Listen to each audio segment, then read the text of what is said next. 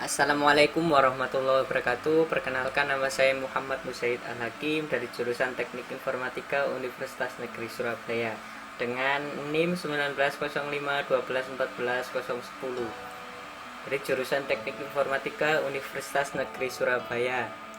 Kali ini saya akan mempraktekkan langsung apa itu subnetting pada Cisco Packet Tracer.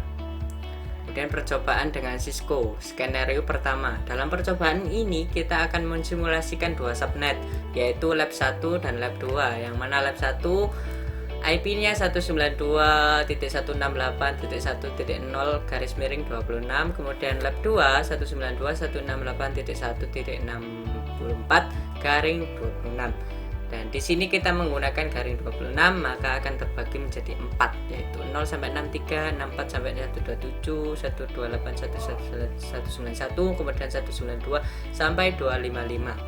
Dan di sini kita hanya menggunakan dua, yaitu lab 1 dan lab 2. Di sini 0 sampai 63, 64 sampai 127. Kemudian net masknya kita memakai 255, 255, 255, 192. Yang mana 0 merupakan IP network dan 63 merupakan IP broadcast, dan kita tidak bisa menggunakan keduanya. Maka yang hanya bisa kita gunakan adalah 1 sampai 62. Sama dengan lab 2 kita hanya menggunakan 65 sampai 126. Nah, di sini dua subnet di atas dihubungkan melalui sebuah router seperti terlihat pada gambar. Yang mana ini gambarnya kurang ya. Di sini switch 1 di lab 1 menghubungkan PC 123, kemudian switch 2 di sini menghubungkan PC 456, dan kedua switch tersebut dihubungkan dengan satu router. Dengan syarat PC 1, PC 2, PC 4 menggunakan gateway, kemudian PC 3, PC 5, PC 6 tidak menggunakan gateway.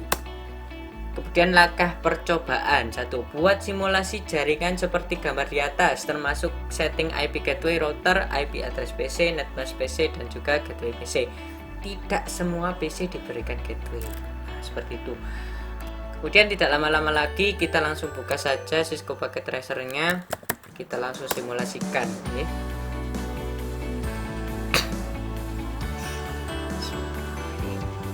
Nah, di sini sudah terbuka Cisco Packet Tracer-nya. Nah, setelah terbuka, kita akan membuat jaringannya. Di sini saya menggunakan router ini, satu router, kemudian dua switch, untuk satu di lab 1, kemudian tuh switch 0 di lab 1, switch 1 di lab 2. Kemudian untuk PC-nya kita gunakan PC 1,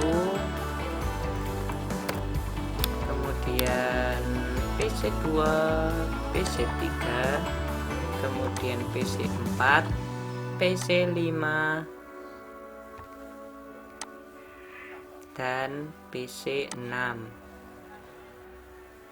Nah, setelah usai kita hubungkan satu persatu dari router ke switch 0, kemudian dari router ke switch 1, kemudian dari switch ke PC 1, switch ke PC 2, kemudian switch ke PC 3, kemudian switch ke PC 4, kemudian switch ke PC 5, kemudian switch ke PC 6.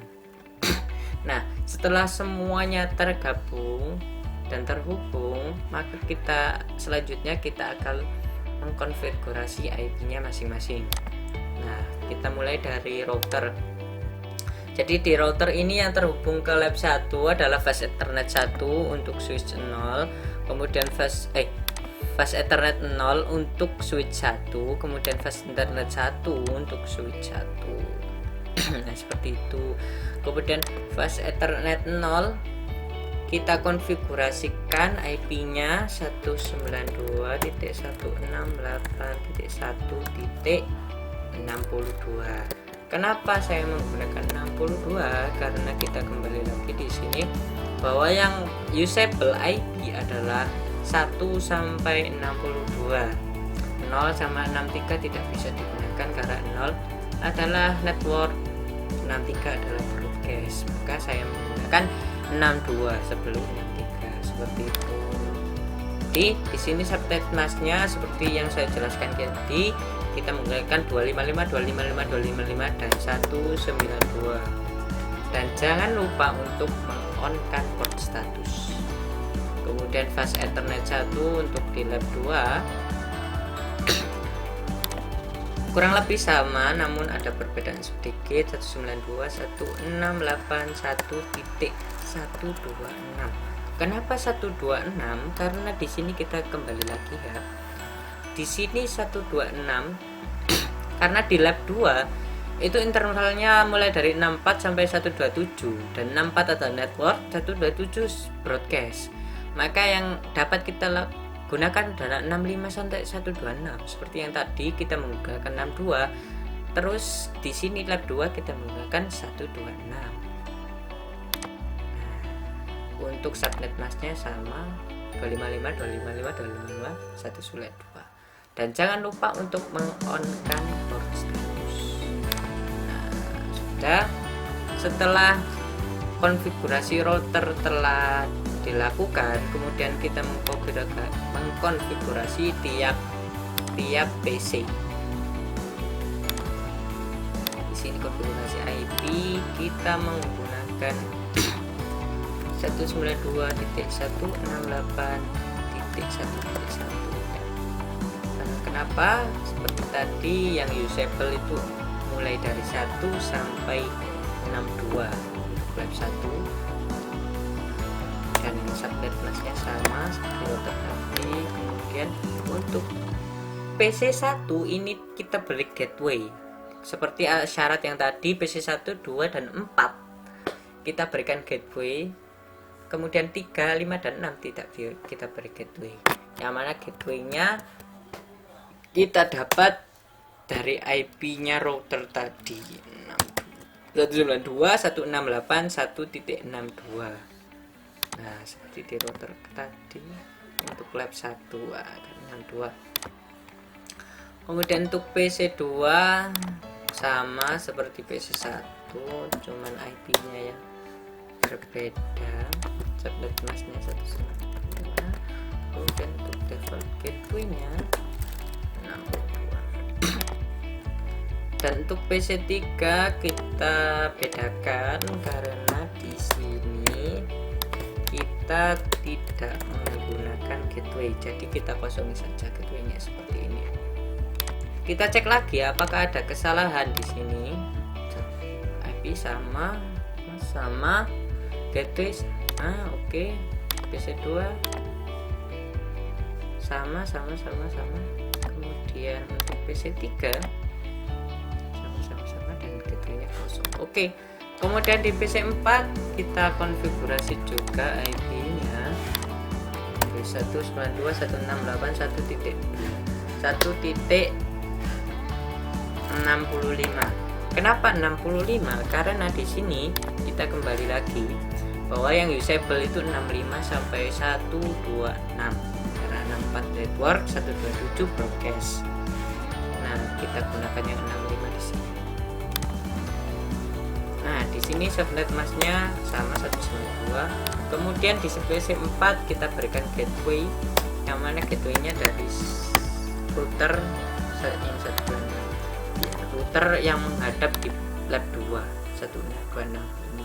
Oke, gateway-nya kan sama. Kemudian untuk PC5 dan 6 kita tidak berikan gateway. Jadi IP dan subnet mask. Di sini setelah 65 66 subnet masknya 192. Gateway kosong. Desktop configuration. Ini 67 subnet mask 192. Gateway dikosongi. Kita cek lagi apakah sudah benar semuanya. Ya, betul.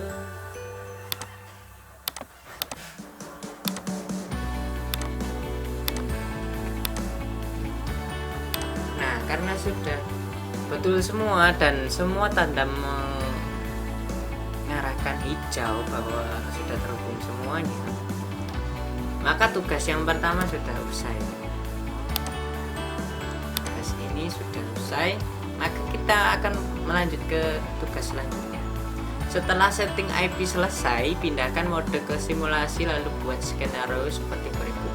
Edit filter event list ke IP versi 4 ICMP saja. Kirimkan paket simple PDU. Oke, kita ke simulasi dulu ya. Simulasi, kemudian edit filter. Di sini kita hanya butuh ICMP saja. Jadi kita hilangi semuanya. Dan untuk jaga-jaga semuanya saya hilangi dulu juga semuanya kalau bisa, biar nanti tidak ada kesalahan saat pengecekan.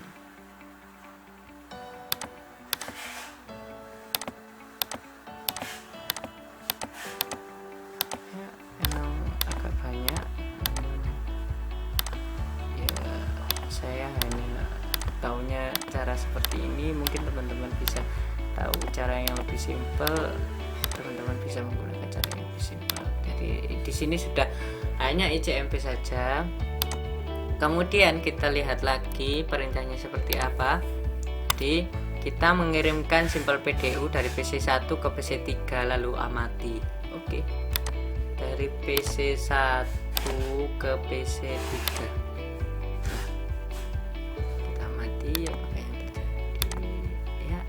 PC1 akan mengirimkan ke switch, kemudian dari switch akan dikirimkan ke PC3, kemudian PC3 akan mengirimkannya kembali ke switch, kemudian dari switch ke PC1 dan sukses.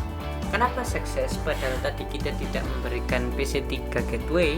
Karena PC1, PC2, PC3 masih dalam satu network, satu jaringan di lab 1, maka tidak sulit untuk mencari alamat dari satu network. Jadi simple PDU akan terjadi successful. Kemudian kita akan lanjut ke perintah yang kedua. Kirimkan dari PC1 ke PC4. Oke. Nah, di sini kita dari PC1 ke PC4. Jadi di sini agak berbeda ya. Jadi kita mengirimkannya itu tidak lagi satu jaringan atau satu network. Jadi kita mengirimkannya lintas. Jadi dari lab 1 ke lab 2. Jadi kita membutuhkan router di sini. Jadi kita akan lihat apakah yang akan terjadi. PC1 mengirimkan ke switch, kemudian switch akan mengirimkannya. Sebentar, kita ulangi dari awal. PC1 ke PC, satu ke switch, kemudian dari switch ke router. Nah, mungkin tadi ada kesalahan di softwarenya. Jadi yang benar itu seperti ini, dari router kemudian ke switch, kemudian dari switch ke router ke PC4. PC4 dikembalikan lagi ke switch, kemudian dari switch ke router, kemudian dari router ke switch di lab 1, kemudian ke PC1 dan sukses. Nah, kenapa ini meskipun dari lab 1 ke lab 2 namun tetap sukses? Karena di PC1 kita beri gateway dan juga PC4 kita berikan gateway.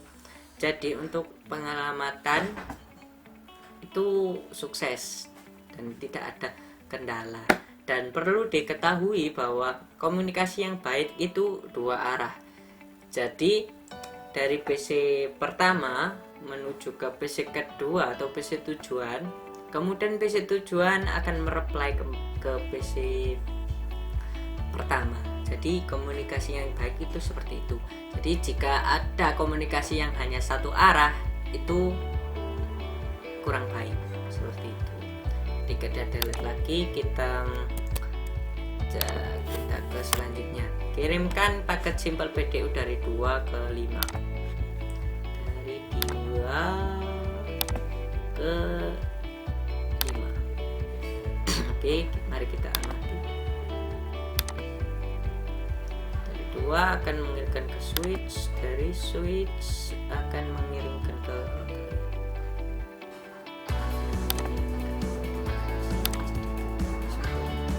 kedua ke 5,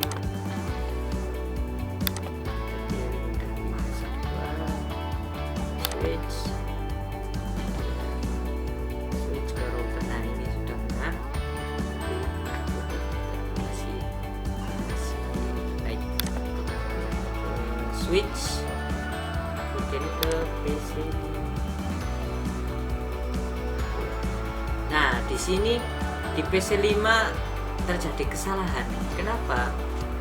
Karena memang kita tidak memberikan gateway di PC 5, maka kita, untuk PC 5 mengembalikannya lagi ke PC 2 akan terjadi kesalahan dan tidak bisa. Nah, seperti yang saya katakan tadi bahwa komunikasi yang baik itu komunikasi dua arah, dan di sini terjadi hanya komunikasi satu arah. Jadi di sini terjadi kegagalan.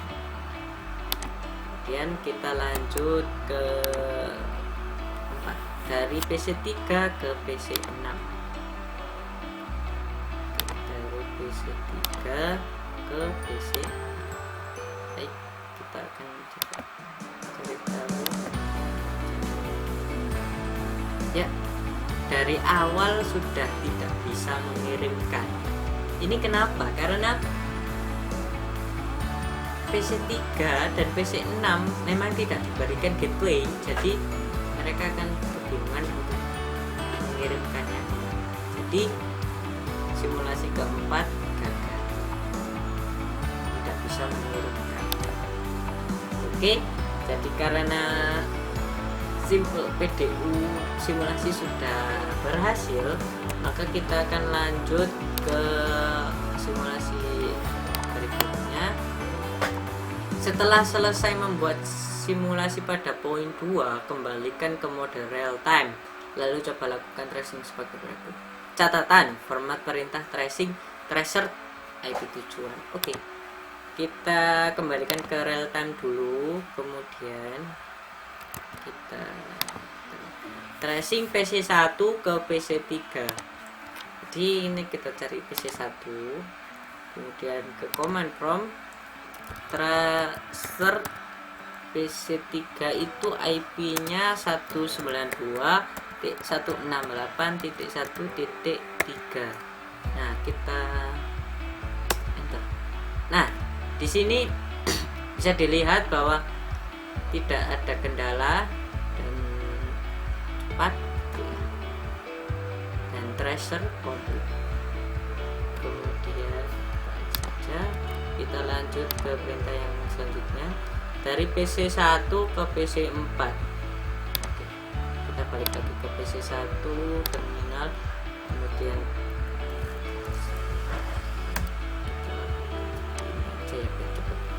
kemudian kita tahu PC 4 itu IP-nya 192.168.1.65 karena PC 4 ada di kita lakukan. Ya, di sini tracer komplit ya. Namun kita harus melalui router dulu, baru kita ke PC 4. Nah, di sini kan router kan ini IP-nya router 192.168.1.62 seperti yang kita udah berikan ke router tadi. Kemudian langsung ke PC. Oke. Kemudian kita lanjut dari PC 2 ke PC 5. PC 2 ke PC 5 itu 192.168.1. PC 5 itu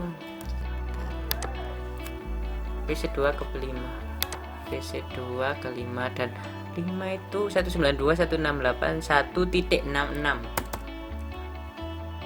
Nah, kita lihat ya, di sini pertama masih berhasil, kemudian Kita tunggu mungkin agak lama. Nah, di sini request time out. Seperti Simple PDU tadi, yang pertama berhasil, kemudian untuk mengirimkannya ulang kita tidak bisa karena di PC5 itu kita tidak memberikan gateway, jadi akan terus request timeout seperti ini terus, jadi kita gak usah tunggu, jadi kita next saja. Kemudian kita ke selanjutnya dari PC3 ke PC6, PC3 ke PC6, tracer 192.1.1.168.1.168.1.167 nih ya, kan ini 656667. Kita cek dari pertama saja udah lama dan saya yakin ini request timeout. Kita tunggu. Nah, seperti dugaan saya, ini request timeout. Kenapa? Karena PC3 dan PC6 memang tidak diberikan gateway. Jadi dari awal saja mereka akan sudah kebingungan, tidak bisa mengirim. Dan komunikasi yang baik itu adalah komunikasi yang terjadi dua arah. Jadi ini gagal. Dan jika diteruskan kita tunggu akan request timeout seperti ini terus. Jadi kita X saja. Kita lanjut. Nah, sudah selesai. Ya, mungkin seperti itu yang dapat saya sampaikan di sini. Kurang lebihnya saya minta maaf, dan apabila ada salah kata maupun perbuatan juga saya maaf. Mungkin sekian dari saya. Wassalamualaikum warahmatullahi wabarakatuh.